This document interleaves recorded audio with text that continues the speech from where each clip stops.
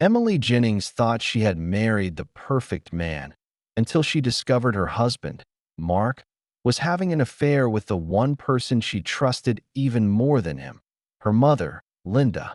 What began as a devastating betrayal quickly spiraled into a chilling mystery, and by the time the truth was uncovered, one of them would be dead, another behind bars, and Emily left to pick up the pieces of a life she no longer recognized. Emily Jennings had always believed she was living the kind of life she once dreamed about as a teenager. At 29, she had everything in order: a stable career as a dental hygienist, a newly renovated home in a quiet North Carolina suburb, and a husband, Mark, who she thought loved her deeply. He was a dependable man, 34 years old, well-liked in the community, and ran his own small but successful construction company. The two met through mutual friends at a 4th of July barbecue and had been inseparable ever since. After 5 years of marriage, Emily felt secure, settled, and ready to take the next big step, starting a family. Life had its routines, and Emily took comfort in them. Morning coffee while scrolling through news headlines, Mark's kisses on the forehead before he left for work, quiet dinners together on weeknights. They weren't flashy or adventurous, but they were solid. When Emily's mother, Linda Brooks, needed a place to stay after hip replacement surgery, it felt only natural to offer her the guest room. Linda had been recently widowed, and Emily couldn't stand the thought of her recovering alone. Mark agreed immediately, saying it was the right thing to do. Everyone framed it as temporary, but weeks turned into months. Still, there were no complaints, at least none spoken aloud. Linda was 52, but didn't look it. She was energetic, well-groomed, and carried herself with confidence. Emily often joked that her mother looked more like her sister than her mom.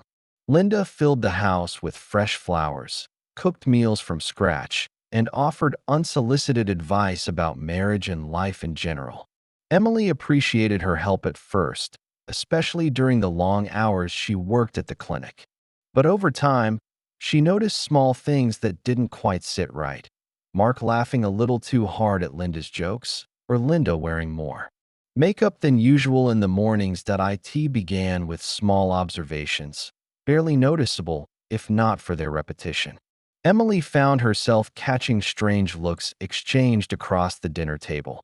Once, she came home early and saw them sitting unusually close on the couch, their conversation stopping the moment she walked in. She told herself she was imagining things. After all, this was her mother. And her husband. Why would either betray her? Still, that unease began to creep into her daily life. Mark started locking his phone, something he'd never done before. Linda took more late-night walks to clear her mind. Sometimes she'd emerge from Mark's home office looking flustered. Emily started to feel like a stranger in her own home, walking on eggshells around the two people she trusted most, trying to hold on to normalcy. Emily threw herself into work.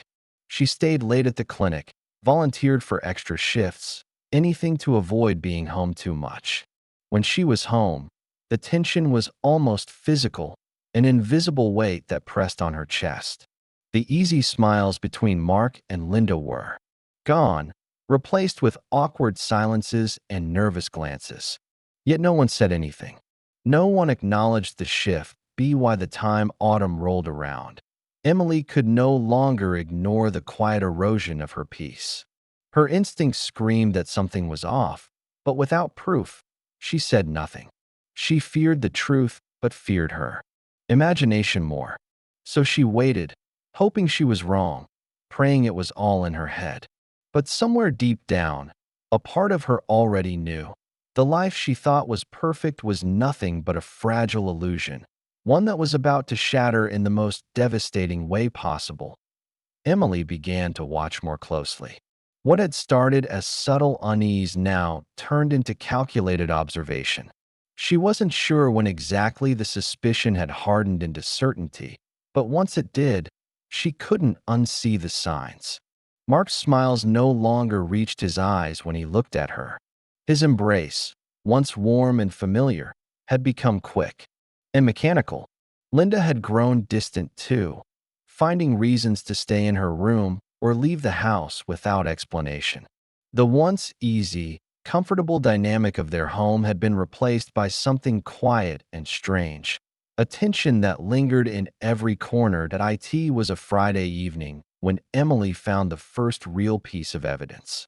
Mark had been out late, claiming he was working on a new client's home renovation project. But his toolbox was left open in the garage, and Emily noticed something inside that didn't belong: an old flip phone tucked beneath a bundle of wires. It was the kind of phone no one used anymore, clearly hidden. Her hands trembled as she opened it, unsure what she was even looking for. What she found made her legs weak. The phone wasn't locked. Inside were dozens of messages, all recent, all intimate, and all from a contact saved only as L. The contents were unmistakable: flirtations, plans to meet at motels, jokes about Emily being clueless. Some messages were timestamped during moments when Linda had claimed to be out shopping or at physical therapy. There were even photos, nothing explicit, but damning enough. Emily stood frozen in the garage, the quiet hum of the fridge in the background the only sound, as her world quietly collapsed around her. She didn't cry. Not then. She placed the phone back exactly where she found it and left the garage without a word. Her body moved on autopilot, but her mind was racing. Rage, confusion, and heartbreak churned inside her. But above all, there was disbelief. Her husband, her mother, the two people who were supposed to love her most had conspired behind her back in the cruelest way imaginable. For the next several days, Emily pretended nothing had changed. She cooked dinner, asked how Mark's day went, even watched television with him. Every smile she forced felt like a betrayal to herself, but she needed time. She began gathering everything: screenshots, times, patterns of behavior. She started journaling each interaction, each moment when their lies cracked through the surface. She created a folder on a hidden flash drive and backed everything up twice.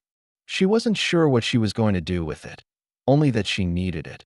Emily also began noticing just how practiced they had become. Their routines were carefully orchestrated.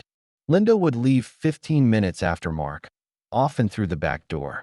They met at different places around town: quiet parks, corner diners, even parking lots. Emily tracked some of it, even followed them once from a distance. She watched from her car as they embraced in the shadow of an abandoned warehouse, her mother's hand lingering too long on Mark's shoulder. Still, Emily said nothing. She knew a confrontation would change everything. She would lose the image of her family, the life she had spent years building. But living in silence was suffocating. Each passing day, the walls of her home felt more like a cage. Every whisper between Mark and Linda felt like a bullet to her chest. The betrayal was no longer just emotional. It was strategic, it was organized, and worst of all, it was personal. Emily had always believed that truth had a way of revealing itself eventually. What she didn't know was how destructive that truth would be once it came into full light. And that moment, she realized, was coming faster than she ever expected. Emily knew the time had come. Weeks of silence and surveillance had built up inside her like pressure behind a dam. She could no longer eat without feeling sick, sleep without waking in cold sweats, or speak to either Mark or Linda without hearing echoes of their betrayal in every word. The weight of their secret pressed harder on her every day, and she understood something now. She wasn't going to find closure by pretending it never happened. She needed to take control of the story, and she needed them to feel the sting of exposure just as deeply as she had felt their deception. Her plan took shape slowly, carefully. She went through her folder of collected evidence, organizing each screenshot, message log, and timestamp into a slideshow. The burner phone stayed hidden in her closet, still fully charged, still holding every last message. She downloaded the images, transferred them to her laptop, and rehearsed how she would present it. There would be no screaming, no dramatic confrontation, just the cold, undeniable truth delivered plainly, with no room for denial. Emily told Mark. She wanted to throw a small dinner at home to celebrate Linda's recovery and her decision to move out the following month. Mark agreed quickly, maybe a little too quickly. Linda seemed hesitant at first, but eventually agreed as well. Emily suspected they believed she was trying to bring peace to the household. In reality, she was preparing to drop the weight of their own lies back onto them. That evening, the table was set with candles, wine, and Emily's best dinnerware. The food was simple: roast chicken, salad, and garlic bread, but the air was heavy with anticipation. Mark made casual conversation about work. Linda complimented the seasoning. Emily smiled politely, responding with nods and one-word answers. Everything about the scene looked ordinary, even warm, but underneath it all, something volatile brewed just beneath the surface. After dessert, Emily stood up and said she had prepared a surprise. She connected her laptop to the living room television, saying she had put together a slideshow of family memories to mark Linda's progress. Both Mark and Linda looked pleased, even curious. The first few slides were just as expected: childhood photos, pictures of holidays and birthdays. Then, without warning, the tone shifted. A screenshot appeared.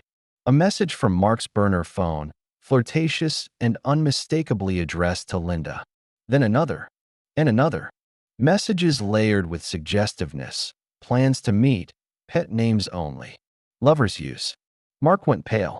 Linda's face crumbled. They both turned to look at Emily, but she remained still, her hands folded, her face expressionless. She didn't say a word. The slideshow continued for another minute, each image a further nail in the coffin of their secret. When it ended, Emily quietly closed the laptop, stood up, and walked out of the room. She didn't wait for explanations, apologies, or tears. She had no interest in their excuses. She went upstairs, locked her bedroom door, and lay on the bed, in silence, staring at the ceiling as if the cracks above could absorb her pain. That night, Linda packed a suitcase and left. Mark remained in the house, knocking softly on Emily's door a few times, but she never answered. The next morning, he was gone too. For the first time in weeks, the house was completely silent. Not just quiet, but empty. Emily sat on the couch, exhausted but calm. The truth was no longer hidden. But even as her home emptied out, she sensed this story wasn't over. Something darker still lingered beneath the surface, waiting to rise. The days after the confrontation passed in a strange blur. Emily moved through her home like a ghost, surrounded by silence that felt both comforting and unsettling. Linda had left without a word, and Mark had checked into a nearby motel, sending only one text to say he needed time to think things through. Emily didn't respond. She wasn't interested in reconciliation or reflection. Her trust had been shattered, and there was no way back from what they had done. All she wanted now was to find a way to rebuild, to somehow regain a sense of stability in the ruins of her old life. 2 weeks after the dinner, a police officer knocked on Emily's door. Linda had been reported missing. At first, Emily thought it was some kind of misunderstanding. She told the officer that Linda had left the house after the confrontation and hadn't returned, which wasn't unusual considering the circumstances. She even offered a guess that maybe her mother had gone to stay with a friend or needed time alone. But the officer's expression remained serious. Linda's car had been found abandoned near a gas station 20 miles outside the city. Her purse, wallet, and phone were still inside. There were no signs of a struggle, but also no indication of where she had gone. Emily's shock was real. As angry as she had been, she never imagined something like this. Linda may have been manipulative and secretive, but she was still her mother. And despite everything, Emily didn't want her to come to harm. When the police asked if anyone would want to hurt Linda, Emily hesitated. She finally mentioned Mark and the affair. The officer took notes, asked for any photos or texts, and promised to follow up. The investigation gained traction quickly. News of Linda's disappearance spread through local media, sparking curiosity and concern. Emily found herself at the center of attention once again, not as a victim of betrayal, but now as the daughter of a missing woman whose husband had a motive. Mark was questioned but not arrested. He told investigators he hadn't spoken to Linda since the night of the dinner and denied knowing anything about her whereabouts. His alibi was weak, but there was no physical evidence tying him to a crime. Yet, Emily received the first letter 3 days after the police visit. It arrived in a plain envelope, typed with no return address. The message was short: "Let it go. This isn't your problem anymore." She dismissed it at first, thinking it might be a cruel prank or a scare tactic. But then a second letter came. This time, it warned her to stop talking to the police, or regret will come faster than answers. The threats were vague but chilling. She gave the letters to investigators, but they couldn't trace them. Emily became increasingly paranoid. She installed cameras around her house, changed her locks, and stopped going out unless absolutely necessary. The betrayal had already destroyed her sense of trust. Now fear was eating away at whatever peace remained. The police continued searching for clues, but found nothing. Weeks passed, then a month. Linda remained missing, and suspicion hung over everyone involved like a dark cloud. Some nights, Emily replayed the dinner over and over in her head, wondering if she had missed something, some final clue, a sign of danger, a plea for help disguised behind a guilty face. She asked herself if Linda had truly left voluntarily, or if someone had made sure she never came back. And if so, who? The man she had once loved? Or someone she hadn't even considered yet? Answers felt close, but just out of reach. Something about the situation didn't add up. Emily sensed it in her gut. The truth was there, buried deep, but once uncovered, it would change everything. Again, it was a cold morning when the truth finally surfaced. Emily was sipping coffee by the window, staring out at the empty street, when her phone rang. It was the detective assigned to her mother's case. A body had been found, buried behind a decaying storage shed on an abandoned property just outside the county line. The remains were identified through dental records. It was Linda. The autopsy revealed she had died from blunt force trauma to the head. There were no signs of restraint or defensive wounds. The blow had been sudden, deliberate, and fatal. A single strike. Her death wasn't an accident. It was murder. Emily felt the breath leave her body. The reality that her mother was gone, really gone, crashed down like a wave. Whatever betrayal had existed between them, it didn't erase the history, the blood, the years of connection. But alongside her grief, something else stirred: the need for justice. And once again, all eyes turned to Mark. Investigators revisited every lead, every alibi, every piece of evidence. This time, they combed through Mark's phone records, bank statements, GPS data, and security footage from stores and gas stations. Patterns began to emerge. In the days following the dinner, Mark had visited several hardware stores. Receipts showed he purchased a tarp, a shovel, and a pair of heavy-duty gloves. Surveillance footage confirmed it. He had been alone, and he had paid in cash. Even more damning, a pair of Linda's earrings was found in a toolbox in Mark's garage. He claimed he didn't know how they got there. But forensic experts matched a partial fingerprint on the back of one earring to his thumb. Faced with the mounting evidence, Mark was arrested at the motel where he had been staying. When confronted during interrogation, he broke. Mark confessed that Linda had threatened to go to the police, not just about the affair, but about financial fraud he had committed years earlier involving a client's construction funds. She had told him she would ruin him if he didn't agree to leave Emily and start a new life with her. Mark claimed it wasn't premeditated, that they had met to talk in private, and it turned into a heated argument.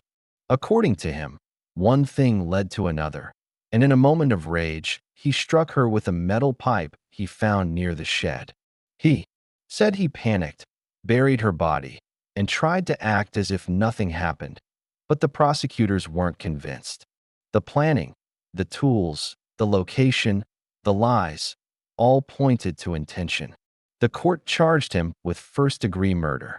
During the trial, Emily sat silently in the courtroom, watching the man she once thought she'd grow old with recount how he'd taken her mother's life. Not a single apology was offered. Not once did he look her in the eyes. The verdict came. Quickly. Guilty. Life in prison without parole. Emily didn't cry when the sentence was read. She had no tears left. What had started as a betrayal ended as a tragedy that consumed 3 lives: her mother's, her husband's, and her own. She sold the house shortly after the trial and moved to a new state under a different last name. She never gave interviews, never answered messages from reporters, and never returned to her hometown. The only trace of the story that remained was a small notebook tucked away in a locked drawer, her journal of everything she had seen, suspected, and felt.